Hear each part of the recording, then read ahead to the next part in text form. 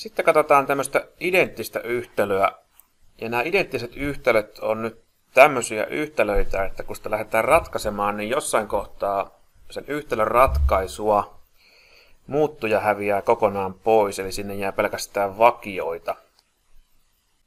Ja tämmöinen yhtälö nyt sitten saattaa olla tosi, eli toteutuu kaikilla muuttujan arvoilla, tai se saattaa olla epätosi, eli yhtälöllä ei silloin ole ratkaisua.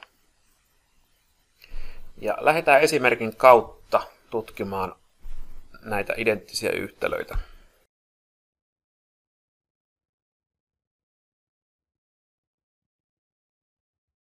Ja lähdetään tämmöisellä liikenteeseen, eli 3x-7 on yhtä kuin 3x plus 2.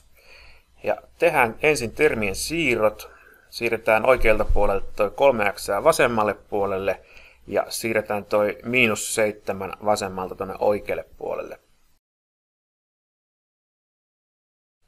Ja nyt huomataan, että vasemmalta puolelta meillä tulee 0, oikealta puolelta tulee 9. Ja nyt saadaan tämmöinen väite, 0 on yhtä kuin 9.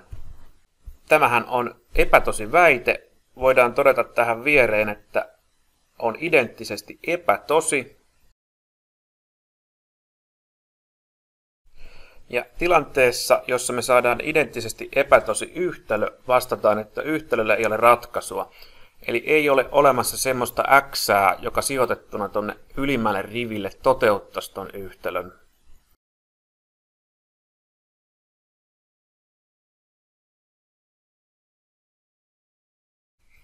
Sitten b-kohdassa tämmöinen yhtälö, että suluissa meillä on x plus 3, se kerrotaan kakkosella.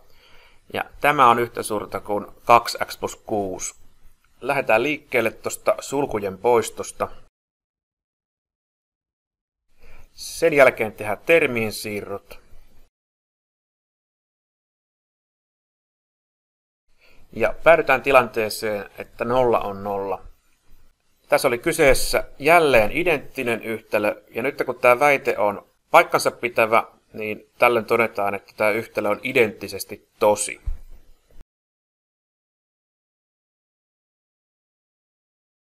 Ja tämä tarkoittaa sitä, että minkä tahansa x:n sijoitat tuohon ekalle riville, niin yhtälö tulee aina olemaan tosi. Eli tämä yhtälö toteutuu siis kaikilla muuttujen x-arvoilla.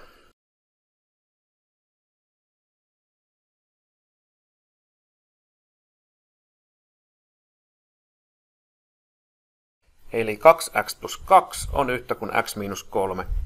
No, lähdetään tekemään termin siirtoa. Siirretään x vasemmalle ja toi plus 2 oikealle puolelle yhtälöön.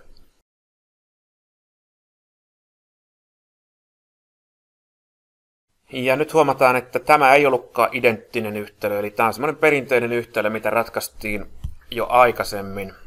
Ja tähän nyt ei vastata mitään tämän kaltaista, mitä kirjoiteltiin noihin A- ja B-kohtiin. Eli tämmöinen yhtälö, joka C-kohdassa on, niin tämä on tosi silloin, kun toi x on -5.